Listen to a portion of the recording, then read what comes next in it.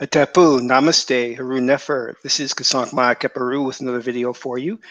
And in this video, I want to talk about how I got a dark deceased being in my bedroom. But before I do that, I'd like you to hit the like button on this video. That would be appreciated. And if this is your first time to my channel, welcome. Hit the subscribe button to get notifications when I go live or when I upload recorded videos. Also, we have free ebooks that you can click on the links below, download them, and start reading them today. And they expand more on my spiritual teachings. And if you're not already a Patreon supporter, consider doing so. You can do so for as little as $1 or $20 per month. And you can cancel anytime. You get full access to all types of instructional videos on Qigong, oracles, how to perform a ritual, how to summon spirits, and some really great stuff that will take you to the next level in your magical journey. And lastly, please share this video with family and friends so we can get the revolution started and free the planet. So, Haru Nefer to all my Magi's.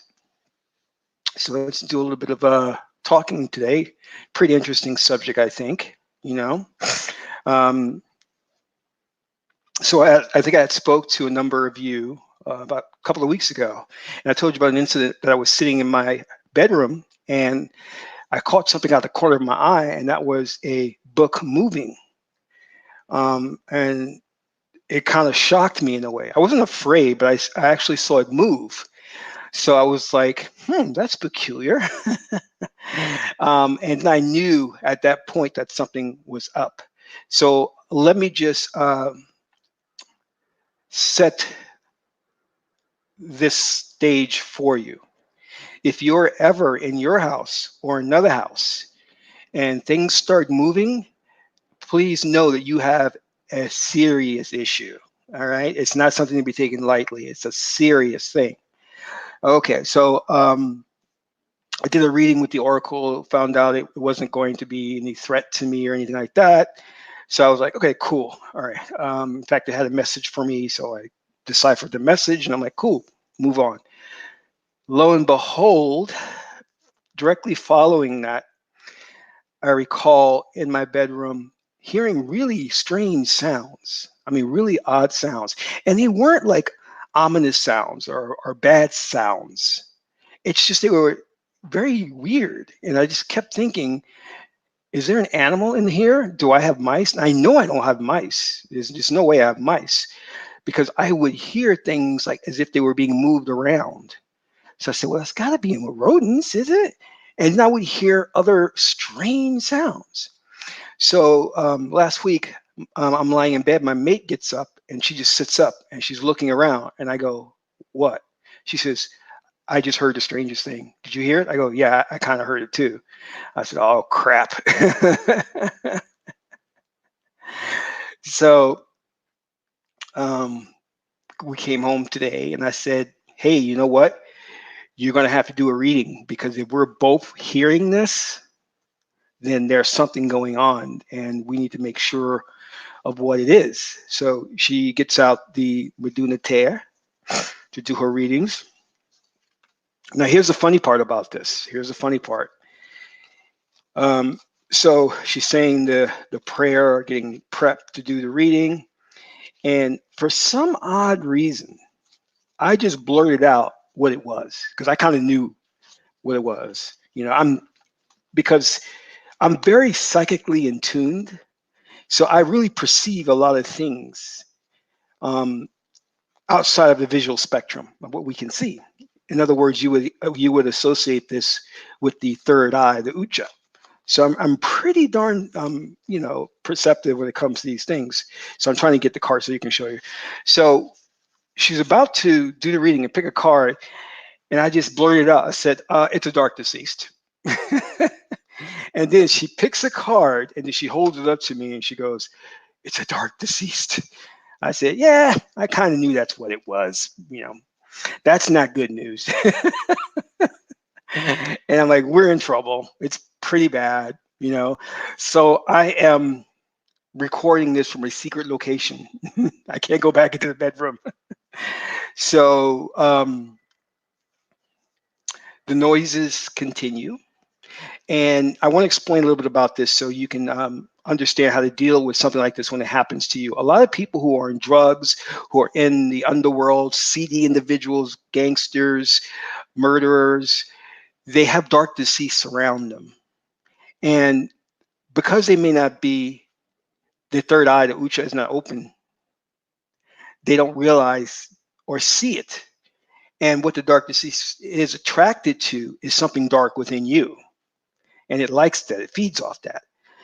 And because these individuals, these underworld figures, gangsters, drug dealers, drug addicts, because they don't have their third eye, they're not able to perceive it. You understand? And they interpret it as, oh, more bad luck. Oh, more drug addiction. Oh, more crime, because that feeds that darkness. You understand? But now let's not get this twisted. Now let's understand something. There are two forms that we work with in the religion of Asar Aset, or we call it spirituality. There, what we call is the Shepsu, which are the honored ancestors. And if you get an ancestor that comes to you, that's really a blessing, because what they will do is they will give you guidance. They will work with you. They'll teach you, and you want to welcome them into your home. You know, this is why you must put up an altar. You know, let me see if I can find that card. So here is the Shepsu, the honored ancestor. You understand? Okay, let me see. Um, Now, dark deceased beings are beings who are just like you and I, who have not transcended our lower emotions, the Sahu nature. And thus, when we pass on to the underworld, to the Duat, we cling to emotional things, we cling to material things, and we don't transcend, or as they say, go into the light, which is a metaphor. We don't go into the light, or they don't go into the light. They roam earth and attach to themselves, individuals who have a darkness within them. Now, as I was saying before, let's not get it twisted.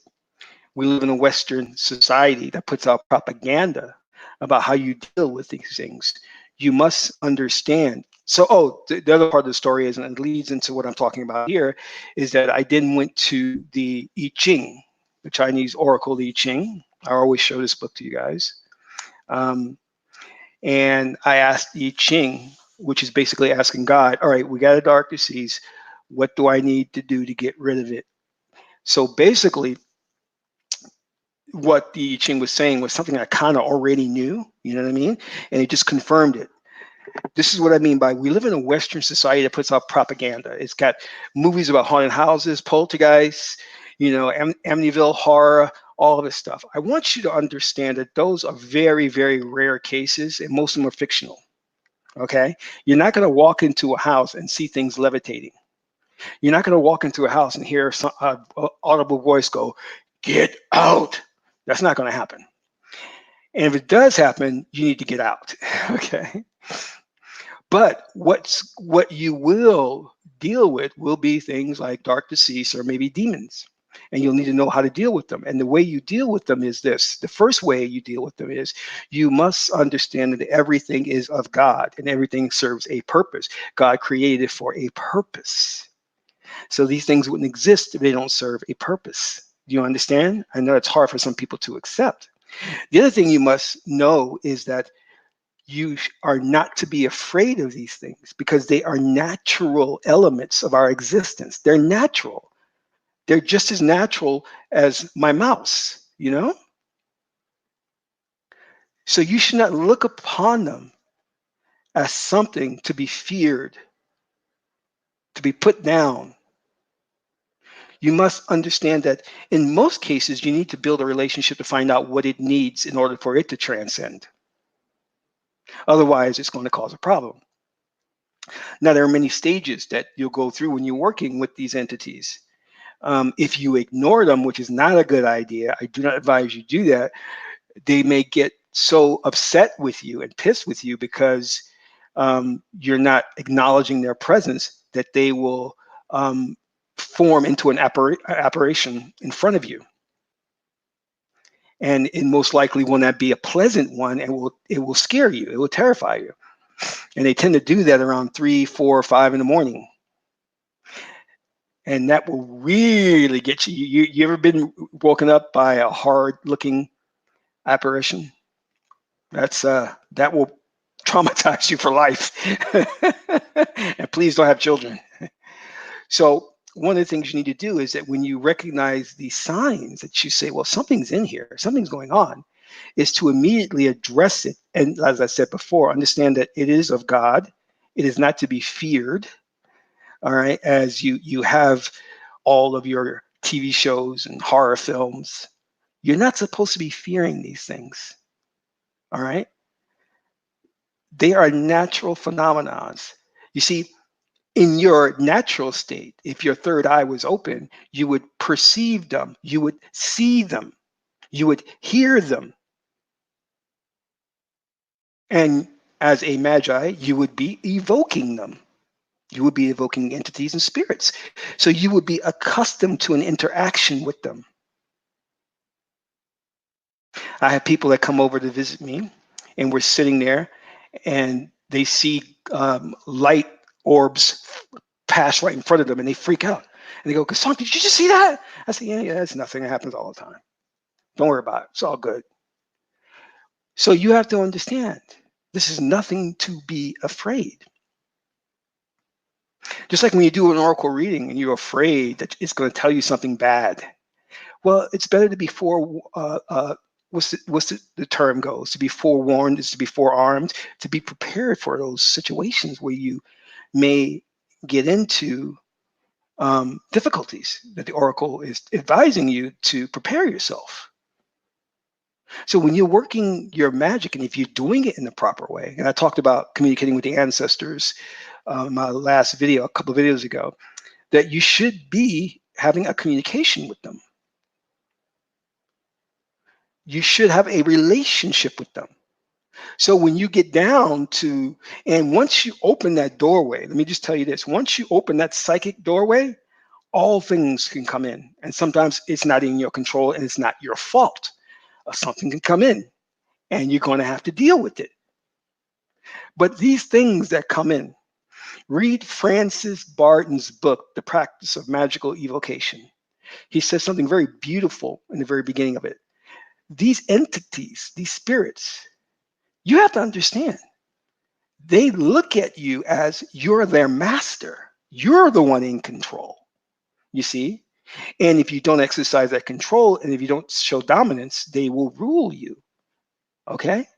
So you have to learn, and even in Wicca, they have spells to where you command the spirit. You tell the spirit what to do. So what I'm saying to you is that you should not be fearing them. You should look at it as though I'm building a rapport, a communion, a relationship, and I am the one in control. And then you work from that perspective and do your oracle readings. You may do an oracle reading and the oracle may say, okay, this is above your pay grade. This is too much for you. Get out the house. And then you follow that advice. You pack up and you leave. Because if you don't, there's going to be serious problems, you know? So going to what the oracle told me, the oracle says, oh no, you need to work with this being because it needs to be shown the light. And I was like, okay, okay.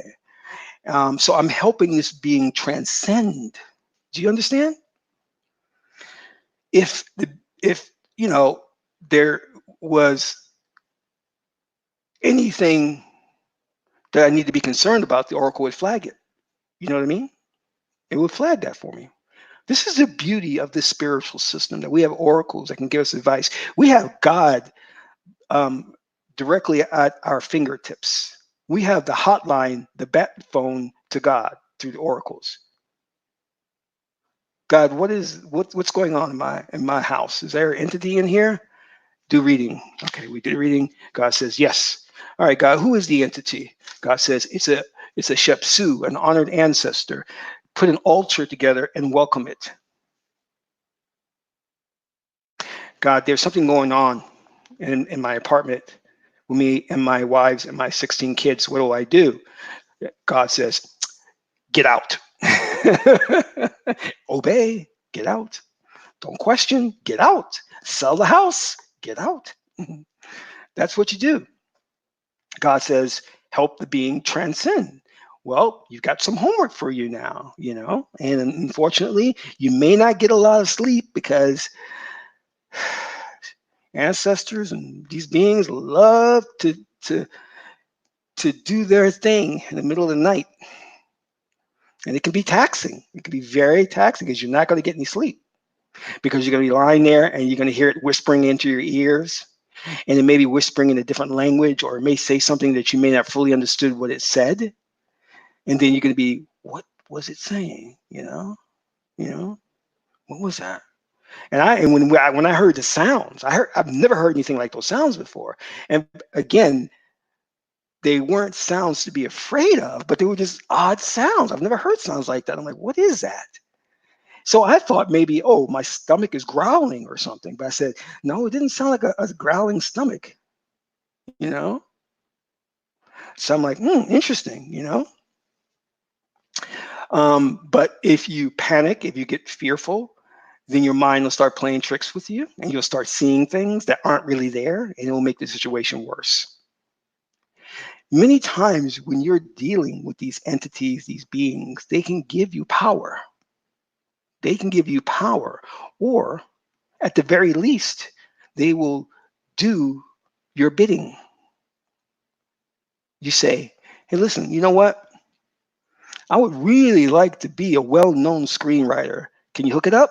Spirit goes, sure. And you make a pact with the spirit. That's how it works. That's what the ruling elite does. You don't really think they do everything through physical means. Hell no. They use magic. They use powerful black magic. And they're telling you they're doing it. They're not hiding it. Why do you think they brought the Emperor back in Star Wars: The Rise of Skywalker? The Emperor is the pinnacle of darkness, the dark side, dark magic. The Emperor. They're telling you, hey, this is stuff that we do. We're doing this stuff. We're the ones that are kidnapping and sacrificing children and doing this and doing that. Yeah, we're doing it. What are you going to do about it? Well, we fight magic with magic. But you have all these other people out here who talk about the solution to our problem is going to be economics. The solution to our problem is going to be political. That would work if you were dealing with the people who were well adjusted and not mentally ill. Okay. But you got people who are not right in the head. So there's no way they can move en masse to form a political movement that's going to be a benefit.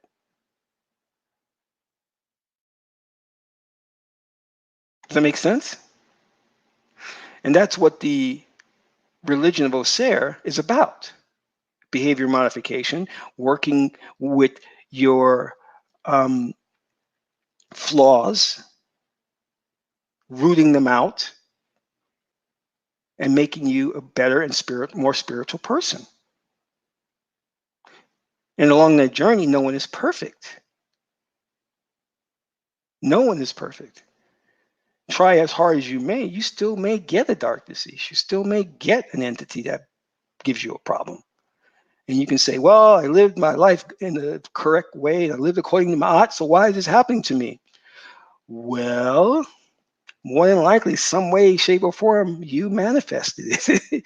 And I kid you not, in some way, shape, or form, you decided to manifest it. I know where this dark disease came from. I was telling my mate, I said, oh, I know where it came from. Yeah, I definitely know. And I know how to deal with it. Because I was working with certain rituals. And I knew that in working with the certain rituals, it left the door open to other beings to come in.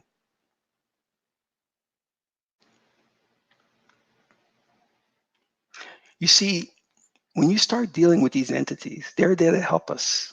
And they can help us if we know what we're doing. Unfortunately, we have these people out here in the Yoruba religion in Santeria who sell their knowledge and skills to the highest bidder. And what I mean by that is you can pay them to do a ritual for you to bring you money, to bring you love. Nothing wrong with that. But what we really should be doing is collectively working together in that sense to use magic to transform the vibrational energy of the planet. That's what we need to be doing. Yeah, helping individuals is great, but there's a bigger cause you can fight for. And we don't, a lot of those in the religion don't do it. They're very isolated. They're very on their own. They don't connect with other magicians.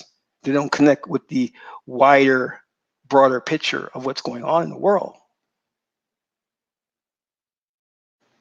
And most of it is because they have to hide in the shadows because modern media has vilified them, has painted a dark picture of them. So you have a babalao, he can't freely walk down the street wearing his trinkets. You understand? He'll get picked on. He'll get harassed. He'll get searched by the police. One of the guys I know personally who works with demons, the police would stop him often, search his car. They even went to his apartment. They searched his apartment, looking for what they call his drugs. It was just a form of harassment. And they found some herbs and stuff, and he explained that he used them in rituals and things of that nature. And those involved in Wicca, the witches, you more than anything or anybody know what I'm talking about. You know from history the dangers of coming out into the limelight and what can happen, you know? So you have to be very cautious in how you proceed, Don't telegraph things to the world. Work in the shadows. 36 hexagram of the I Ching says, hide your light. Hide your light. Somebody says something stupid, you know it's wrong, you know it's dumb. You say, oh, all right, yeah, okay, all right, I got you. All right, whatever, okay. You don't debate, you don't get into a fight, altercation, you just move on, you know? And they say, well, why are you giving up so easy? I go, look, I got spirits to work with, I got a planet to save. I ain't got time for you, man. I don't got time for you. If you don't know by now, then you're never gonna know. I go to some of these gurus on the internet with all these followers, and I keep asking, do you follow the oracles? Oh, well, no, we don't do that. How could you not? How could you not? Yeah, well, we just don't put that into our practice. Really? You don't put the word of God into your practice, you call yourself spiritual. So there's no oracles you work with. No, no, no, no. I mean, that was an ancient tradition. We don't do that anymore. Do you know why you don't do that anymore? No. Well, because those diviners who practice it were persecuted. You understand? Because the oracles were ratting out political figures, dictators. Oracle was saying, watch out for this man. He's ascending to power. He's evil. Move to another nation. Move to another state. Oracle was ratting it out.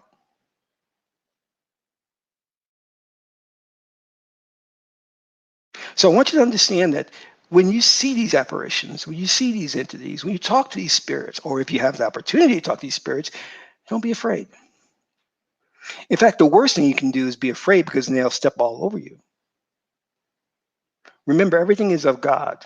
And remember who you are. You are Amen. You are consciousness. Your energy at rest. You are peace in the face of the greatest obstructions, in the face of the greatest challenges.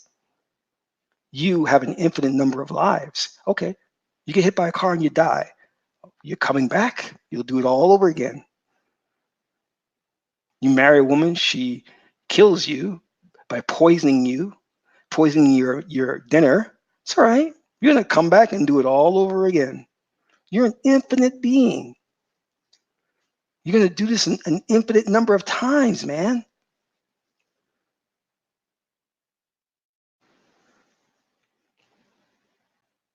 Do you know what that can you Imagine infinity. Well, that's what you're going to be doing.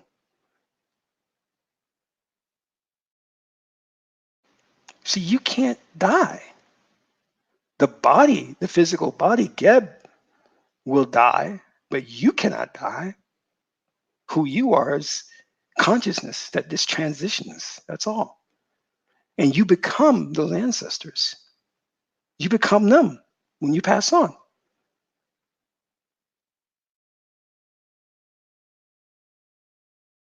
So think about that. You're not dealing with things that are external and have no relationship to you. If an ancestor comes to you, that's because they're part of your family. They're your ancestral line. They're coming to you for a reason. You need to look at that and say, what's going on? Let me get counsel from them. Spirit comes to you and you don't want that spirit. Ask yourself, well, what did I do to attract that spirit? Is something not right with what I'm doing in my life? Take an audit and look and say, what's going on? Go to the oracle. Ask God. Say, God, what am I doing wrong that I attracted the spirit? Do I need to do a ritual? What God or goddess will help me to get rid of this thing? You know what I'm saying? Celebrate your culture, celebrate your religion. It's a fantastic religion. It will empower you. You will see wonders and you will experience wonders if you practice it correctly. You will realize that this fourth dimensional experience that we call reality is an illusion. It's a construct, it's a lie. What is real is you. I am consciousness. I am that I am. That is you. You created everything. You, in the beginning, were alone and you wanted to have an experience. And if you are alone and you're one, you can't have an experience because there's nothing to interact with. So you separated from yourself. The one became two. Then you can have an experience. Then you can interact with yourself. And thus began the journey to experience things, to experience all things. See, Netta wants to experience everything. And it needs you to do that. Netta needs you for that. Nobody else, it needs you. Netta says, I wonder what it feels like to have an honored ancestor come to me and speak to me. Well, Jay Smith, I'm going to have that happen to you so I can experience that. What it's like to have a spirit come to me to grant my wish. The collected. I'm going to have that happen to you so I can experience that. Is this making sense? You know, this is what Netta wants to do. It wants to experience. Netta says, I want to experience astral love. I want to meet a man in the inner planes and make love to him. Mina, can you help me with that? I'm going to experience that through you. You're going to astral project and find this male being and have a relationship with them so I can experience that. What is it like to love in the astral planes? Is that a greater love than in the fourth dimensional experience? Or is it a lesser love? I don't know. I have to experience it. Let's go. That's how it is.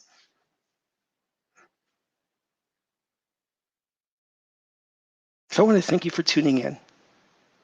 And I hope you get the message that the only thing to fear is fear itself.